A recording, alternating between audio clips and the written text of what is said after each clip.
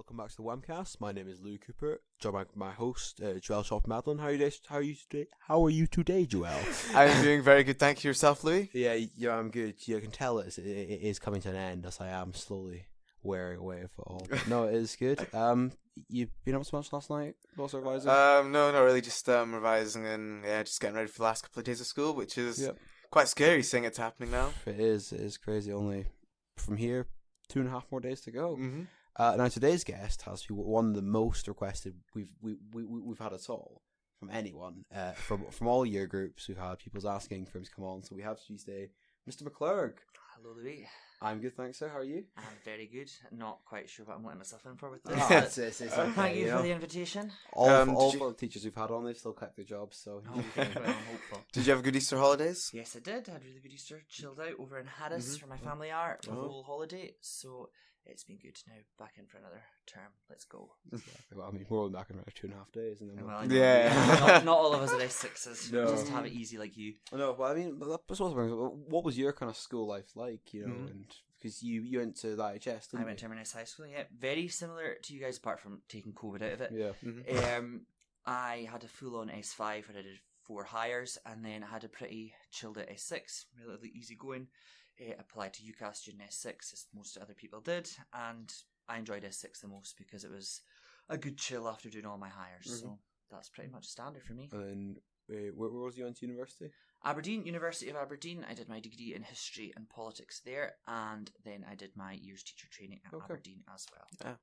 And then you were back here last year, working that not back here, but you came here last year. I started here in August 2020. Yep. And then I've been here ever since. Yep. So let's say because this is your first full year teaching. With no lockdowns, you mean? No, from no lockdowns. Like your own kind of like you. Is this your first year of your full kind of timetable to yourself as well? Yes. So give us like a year in review. How's it been for you, sir? For me, full on, intense, but enjoyable, I suppose. Highs and lows, like any job in any situation you're in. Of course. But it's been good. I've enjoyed redesigning the Modern Studies course, changing up a little bit. Full on in terms of prelims and marking and stuff that I'd never experienced before as a student or a probationer. But I chose to be in this job, so you just got to take what it throws at you sometimes. So but overall, I would say I've had a pretty good year. Yeah, well, fair enough. I can imagine it must be a lot nicer this year instead of last year with all the stress about and uncertainty about like online learning and like video calls and. Yeah, it's been more straightforward for planning, I would say, and knowing where I am with my classes and getting to teach more in person as opposed to last year. I only sort of had the 2-3 terms to teach in person, so I would say that's been pretty more straightforward and enjoyable. That's probably what's made it more enjoyable this year, less the online stuff and more teaching in person. Yeah, so and now I've seen this because I speak quite often, but you weren't always going to teach history. You looked at another department, didn't you? Yep. You were almost a music teacher. Almost a music teacher. So when I went to uni, my course was history and music studies, and I wasn't sure if I wanted to teach history or if I wanted to teach music. And I did music up to advanced higher in school, and I kept doing it in like different stuff outside of school, like bands and private lessons. And then I got to uni, and whilst I was there, I got to go into schools and see what it was like, and I decided no, I wanted to keep music as my hobby, and that I would probably prefer to teach history and social subjects. So I changed my degree after first year, so I took politics on as an extra course during my first year at uni, and then changed entirely from a joint degree in history and music to history and politics after my first year. Okay. Just out of curiosity, what instruments do you play? Piano, trumpet, and singing are my 3 instruments. That's quite a variety. It's, We do have a piano in here, but we won't ask you to play unless you insist. I don't like to play on demand. I like time to practice. Fair enough. Okay, you don't have any tunes you're just going to pop out? No, I don't, Louis. Do you have any kind of like go-to karaoke, would you say? What's like your kind of go-to? If I did, I certainly wouldn't tell you on this podcast. Okay, so there is a karaoke song in there somewhere. Yeah. Maybe, I don't know. So we've kind of spoken about like what else you could have done, and what other departments you're involved in, schools like. But if you had the limited budget, how would you modify? We won't say improve or upgrade. We'll say modify or change the modern studies department, or even the kind of course by the SQA. Well, I won't go into modifying the course. That might be a step too far. I would love to do modern studies trips overseas, especially to the United States, since we teach the USA at National 5. To America, go over to Congress, the White House, maybe do New York and look at the cities and stuff that we study, and the different sort of branches of government and things like that. That's what I'd love to incorporate more overseas trips. In terms of other things I'd use for money, I don't know, actually. I don't think I would make any other big changes. I don't think the subject constantly changes, so you can't just say I do X, Y, and Z, because you've always got to keep up with the news. Exactly. And if you weren't teaching, would you have any other careers? Would you have been a politician yourself? Yeah, I would consider it. Yeah, I'd maybe go into politics. I'm sure some people listening that know me would be horrified that I might go into politics, but local elections are coming up. I was asked to stand, and I said no. I was asked to stand by 3 different parties, and I said no. So because you can't have 2 jobs in the council. Okay. Yeah. So I said no.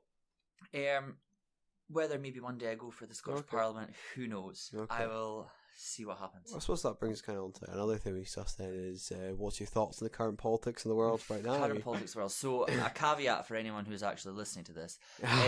So in my job I have to remain politically neutral, and you know the way I always give of course, both sides of the argument.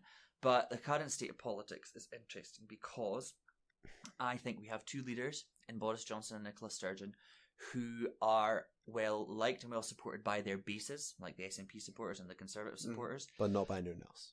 No, I don't know about that, because they are proven to have good electoral strengths and successes. No. And I've maintained all along that they are untouchable politicians, right? That nothing, no scandal or anything could get them. And I think Boris Johnson recently is at least trying to prove my point. Yes. I said to my higher class, especially before Christmas, no, Boris Johnson will be Prime Minister for the next decade. Then obviously the parties happen, and he's been fined just last week, but he's still trying to defy calls to resign. Well, yeah. So I think that proves he likes to think he can stay. But I think local elections will be interesting for him, because if the Conservative Party don't do well at local elections, they will call time in his leadership, because the Tories are known to be pretty ruthless. If the leader isn't going to win, there is absolutely no point in having them at the helm. And in terms of Scottish politics, Nicola Sturgeon will want to stay in place until she gets, and if she gets, a second independence referendum. Now, can I ask what your thoughts on having a second independence referendum might be? You can ask, but you will not get an answer. Well, I'm not asking on what you'd vote for, but do you not feel that when they were stated as a once-in-a-lifetime referendum back in 20... You could, so on one side of the argument, you could say it was a once-in-a-generation argument and debate that should never take place again because the vote was done and it was decisive. But then supporters of independence, or even supporters of just another referendum in general, could say, yeah, but there's been significant changes in our politics. We've left the EU, which Scotland didn't vote for. We've been through a pandemic which showed that devolved powers like health and education are in the hands of the Scottish government, not the UK government. We've got factors like the cost of living crisis and increasing costs for families. Which government is best tasked to deal with that? They might say, this is why we need independence. But then the others might say, yeah, but without the UK government, how would you fund all these things? So there's pros and cons, but whether I think there should be one, I do think there will be one. I do think there will be one within the next decade. I don't even know if Nicola Sturgeon will be the one to lead us to that referendum, but it may be that there's a new leader in place by then. But I'm just speculating with my political head. Of course, just playing devil's advocate. Yes, I am. Yes. And then the other kind of big political news, the other political rival at the moment is the French election. Who do you think is set to win that one? I think it'll be Macron. And he'll be the first president since 2002, I think it is, to have won 2 consecutive terms. Yeah. Because what happens in France, they always get down to sort of an extreme candidate and a relatively centrist candidate. And I think it'll be tighter than last time, but Marine Le Pen will get a lot more support. And I think you shouldn't really focus on what's happening in next week's election, but I think in 4 years' time or 5 years' time, whenever it is, that's the election we should be focusing on. Because there'll be no Macron, there's no obvious successor to him. No. So maybe they will turn to Le Pen and give it a chance then. That's what I think is going to happen. I could be very wrong. But and then, is there any other political? I think going back to France is quite interesting. Cause I think I read some of them in French because I did third year French, and am I right to say that they've got both a president and a prime minister? Yes, they do. Yes. Yeah, I think that's quite interesting, just how the dynamic was work. It's an interesting dynamic because France always, they have a history of changing their government or changing their republic. But typically, I mean, right now the French Parliament and their prime minister consists of Macron, President Macron's own party, that came out of the blue and did well because their version of the Conservatives and Labour didn't do really well. No. So I think that if Marine Le Pen was to win, her hands would be tied because the Parliament would not be representative of her views and what she can do. So that's where it would get interesting. Yeah. Is that whereas here Boris Johnson can get Parliament to approve what he wants because he has a majority, the Queen signs off on it. It's very different in a system where the President is not the same party to the Parliament. Okay. And then one last one before we go back to teaching. Trump 2024, do you see it happening? I can see it happening. I think he's pretty much confirmed he's going to run anyway. Whether it's Republican or not. Well, yeah, I think he will run for the Republican nomination, but he's shown to have such a tight grip and influence on the Republican Party that I think, if he runs, he will be the front runner, but I don't think it's a sealed deal that he'll be the nominee. No, okay. And do you see Biden staying off the next election, or? I think he might, depending on circumstances, but I think, typically the consensus in American politics is they do get another go. The incumbent gets another shot. No matter their age, no matter their weaknesses or their flaws, they typically give them another go at it. That doesn't mean to say he won't be challenged. No, But I do think Biden will give it another go. I think he would probably win again, but with less of a margin as what happened. But again, this happened. Trump might have won re-election had it not been for COVID and the different situations that arose then. Yeah. So it's a hard one to call. You never know. It is. Now, teaching, yes. Obviously there's lots of pupils who are in 5th year who are going to be applying to want to be teachers and stuff next year. Would you give them any advice for what to put in their application or what to involve? In general, I would say for your application, not just for teaching, but you always need to say, what impact has this had? Like, you could have volunteered at something, you should have done something, but tell them what impact it had, whether it developed a skill that's going to help you for your course or whether it developed an interest in something you want to study. That's what to do. If you want to go into teaching specifically, get as much maybe youth work experience and volunteering under your belt and different clubs that are going on, volunteering classes to go and help some teachers out, but always explain why you're doing something or you want to do something. Make it clear so that when they're reading your personal statement in the admission service, they know they want to do this because X, Y, and Z. They've said it there. Yeah, I think that's a pretty valid point. Because I think it's good to do lots of things, but if you don't take anything from what you've done, it's a bit wishy-washy. That's what the personal statement you should show. And you need to show to uni, I want to come and study this course because, and here's my evidence to prove it. It's all social subjects based, you see. The skills you learn in social subjects, they tie into these things. Exactly. Scrap all the sciences. No, I didn't say that. I didn't say that. But I'm just being biased. No. Anyway, so one question we like to ask everyone that comes on is, if you're on a desert island and you could only eat one sort of food for the rest of your life, what would that be? One sort of food. Well, I've got a real sweet tooth, so I would say any sort of cakes, especially Hattie Gow's cakes. I'm quite partial to Hattie Gow's vanilla and raspberry slice. So very nice. That would be my choice. Charles, do you have a go-to Hattie Gow's meal? I quite like the dream rings, although it's not really a meal, it's more of a dessert thing, but the dream rings are probably quite popular, so yeah, quite like them. How about yourself? I'd have to say that my go-to cake is a coconut snowball. Oh, no, I find that quite bland, Louis. But I'm not the greatest fan of coconut.